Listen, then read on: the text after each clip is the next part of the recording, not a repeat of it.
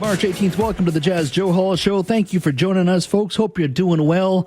Let's get to the story of today. Ottawa is stepping up its crackdown on cryptocurrency, revoking, get this, 23 money services business licenses and warning that Bitcoin ATMs are increasingly being used for fraud, money laundering, and even organized crime.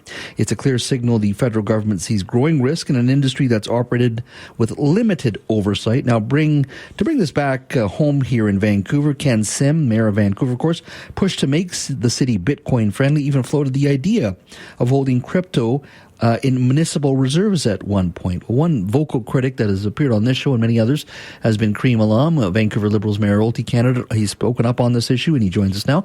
Kareem, good to see you. Thanks for having me on again, Jas. So this announcement from the federal government with the FinTrack, which is the financial services, which has oversight in regards to financial services here in Canada, revoked 23 crypto-related money service licenses today. What does that say? It says that crypto, what FinTrack has been saying is the same as what the VPD has been saying. In 2018 and 2019, the VPD issued reports to council warning about cryptocurrency exchanges and warning about Bitcoin ATMs. In 2023, FinTrack, which has oversight over money laundering in the country, also stated that Bitcoin ATMs and these money services businesses were a key source of money laundering that were enabling human trafficking, drug trafficking, and some of these extortion cases that we might be seeing on the news. This announcement today is significant because it will help close down the avenues for proceeds of crime from these criminals who are laundering their money through these Bitcoin ATMs, and from these criminals who are laundering their money through these Bitcoin ATMs and laundering their money through these money services businesses. Of these 23 permits that got revoked, many of them are here in the city of Vancouver. I would actually say almost the majority of them are here in the city of Vancouver. I haven't had a chance to go through the entire list, but there are some of them here that are even registered in downtown Vancouver. So this is a significant move. The other part of the announcement today, also from the federal government, which was important, is they're increasing the resources available to the RCMP to investigate money laundering this way, and also increasing the resources for FinTrack to pursue more of these criminals that are laundering the money in this way. So right now, I was looking through the list of specific companies, and it looks like there's, I think, 2 or 3 or 4, maybe I saw just on Richards alone, these Bitcoin ATM machines there, more in other places in Vancouver and in British Columbia throughout the province. So just walk me through, how would a drug dealer, a nefarious person, go to money launder? How would they use the ATM to money launder? So you would take whatever money you have at the end of your shift selling drugs. You would have a bunch of cash with you. You would either walk into a Bitcoin ATM and you would deposit that cash into the Bitcoin ATM, and that Bitcoin ATM then wires that money into your cryptocurrency account. And there's a lot of different ways that you can hold this money digitally, and then it's law enforcement. The other way you can do it is walk into one of these currency exchanges, these money services businesses, where they also take your cash and convert it into cryptocurrency. So you walk in, you drop off your bags of cash, and then they wire the money to your crypto account, and it ends up on your crypto wallet, which is accessible by your phone. And you can go into some vending machines now here in the city of Vancouver. Mayor Ken Sim promoted how you can go buy a can of Coke at a vending machine with your crypto account. You can move the money around and send it to your friends across borders without any of the international Interpol framework that we have to detect large quantities of money moving across the borders. In the cases of extortion, which have been plaguing Surrey and Abbotsford, there's been concern from the law enforcement community that some of the monies that they are collecting from these extortion cases are able to get wired to India through cryptocurrency, overcoming all the safeguards our banking system has in place to ensure large quantities of money aren't being moved around in an illicit way. So in this case, you could walk into a coffee shop here in downtown Vancouver, let's say at an ATM. You could have $5,000 cash in your pocket. You deposit that in the machine, and they've digitized that money for you, and that is then transferred to your digital wallet, right? Well, similar to a bank, but this is Bitcoin. And so really, this sits somewhere in the ether. It's not necessarily, there's no laws in Canada that they can say, you've done this or that. The fact is that, we know where the proceeds of this where this came from. So it's been digitized. It's somewhere in the ether now, right? Yes. And then at some point, when you want to get that money back into Canadian dollars or US dollars, you go back to the Bitcoin ATM machine or to the cryptocurrency exchange, and then you input your crypto wallet information, and you can transfer that money back to the money lender and then withdraw the cash. And they charge between 5 and 30% interest or exchange rates every time they do these transactions. But you could technically, if you were to do what you did and you put it into crypto, you could be sitting on an island in the Caymans and depositing the money there. Like, you could just take your wallet and transfer it into real cash again in American dollars, let's say in the Caymans. They could do that for you. They can do that for you. One of the other reasons why drug dealers really like these Bitcoin ATM machines is at the end of the shift, when they put all the money in the Bitcoin ATM machine, if they then get arrested by the police, they don't have any cash on them to be confiscated. And so with this revolving door of criminal justice we have, they know they're going to be out in 2 or 3 days. And so they can go back and have access to their money. In the old days, before these Bitcoin ATM machines, they'd get arrested with the cash on them, and they would lose that money for forever. Yeah. Now, in the issue of Bitcoin itself, now we know the mayor, Ken Sim, has been a strong proponent of Bitcoin. He's not the only one. Many people say it's a digital currency. They very much believe in it. Mr. Sim was speaking on a podcast called Coin Stories in 2024, calling Bitcoin the greatest invention ever in human history. Let's take a listen. Obviously, there's something going on here. And then when you learn more about Bitcoin, you realize, wait a sec, it's decentralized. No person, company, or country controls it. It really doesn't care what other people do. It can't be manipulated, and it's finite. It's like literally, I think it's the greatest invention ever in human history.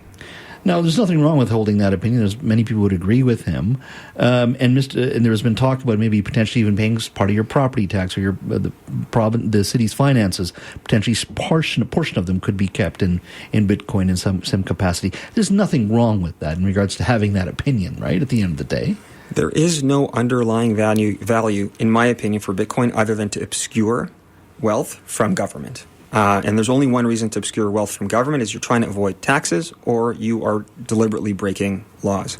We've seen in New Zealand, Singapore, Australia, and the UK now all putting measures to ban these Bitcoin ATMs and banning these money services businesses from being able to participate in cryptocurrency transactions.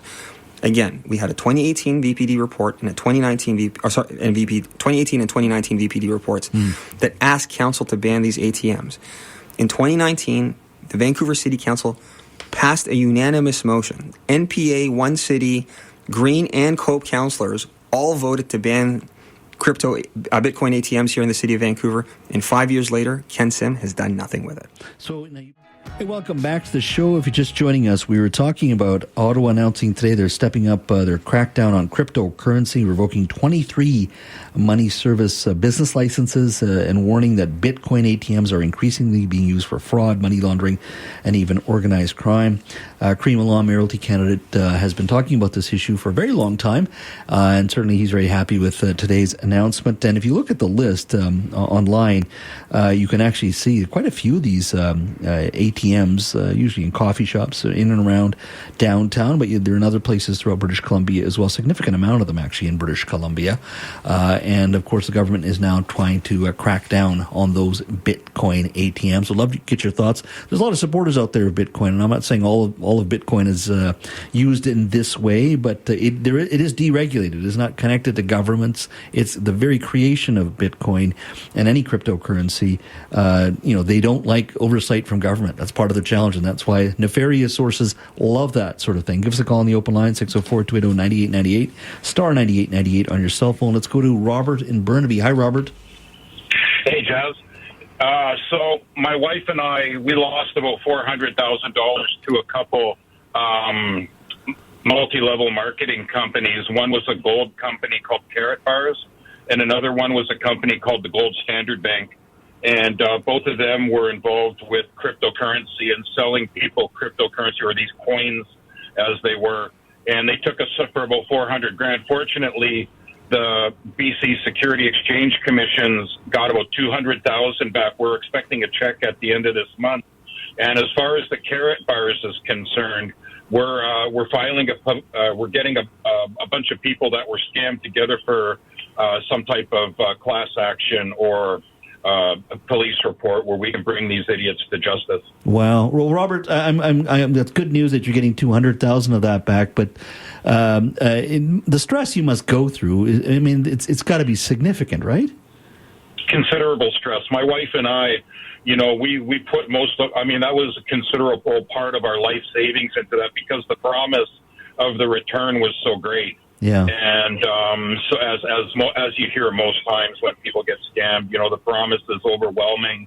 And but you know what? They didn't promise us great diamonds falling from the sky. They promised us It didn't promise us, but they made us feel confident that everything was going to appreciate quickly, and we would make some money out of the deal. But it didn't turn out that way, and unfortunately, we had a negative experience with those folks. But we're still proponents of cryptocurrency, and we believe in Bitcoin, and we believe that it all has its own place at its own time. It just has to be regulated a little better. But I think that cryptocurrency is the currency of the future. I think paper bills and coins are a thing of the past. Yeah, Robert, thank you for your call. I really appreciate it. Best of luck to you and your wife there. Glad to see you're getting some of that money back. And I'm just a layperson here, Kareem. One of the things I always argue is, traditional currency, the money that we have, it's digitized already. You use your debit card, you use your credit card. And so when people say crypto is it's digitized, I agree it is. But the safety, the accountability, I would argue personally that it's just not enough, I think, for the average person. No, it's not. And one of the things we've seen a lot of media coverage on is the number of scams involving Bitcoin, particularly targeting seniors. This type of scam is almost impossible for the regulators, for the RCMP, for FinTrack to go back, trace back, and get the money back. Yeah. The United Nations recently released a report to countries on how to combat drug trafficking and linking how cryptocurrency was fueling synthetic drug sales all over the world. One of the things and one of the ways they obscure where the money comes from in terms of crypto is they use these things called mixers. So let's say you have 100 Bitcoin, I have 100 Bitcoin, and a bunch of other friends have a Bitcoin. We send it to this one account, and then they stick it in a blender. And so some of Jas's Bitcoin becomes some of my Bitcoin, and they just mix it all up. So you obscure the ledger that crypto has, and then at that point it becomes almost impossible for law enforcement to untangle that mess. Okay. Let's go to Steve in Delta. Hi, Steve. Jas, for the 150th time, I'm a regular dude. I don't know how governments and all these guys are so stupid when everybody figures it out. They said it 6 years ago, crypto was for criminals to launder money, and the governments did nothing. So it means the governments are involved. I'm not saying Ken Sim is a criminal, but he's obviously not very smart either for not doing it. And you know what? Honestly, the criminals are always ahead of the government. I don't know why they're so smart. Most of them apparently are dropouts. Maybe they're smart, but, almost bless the criminals that they're smarter than the government. And I don't understand how this happens over and over. Hey, one country in the world figured out that, videos for little kids under the age of 12 isn't good. One country in 240. Shows you how bad our governments are. And we have one of the best governments. It's really enraging, and I don't know how it keeps happening. It's, it makes people just want to bow their head and give up, quite honestly. Steve, thank you for your call. Hang in there, brother. Hang in there.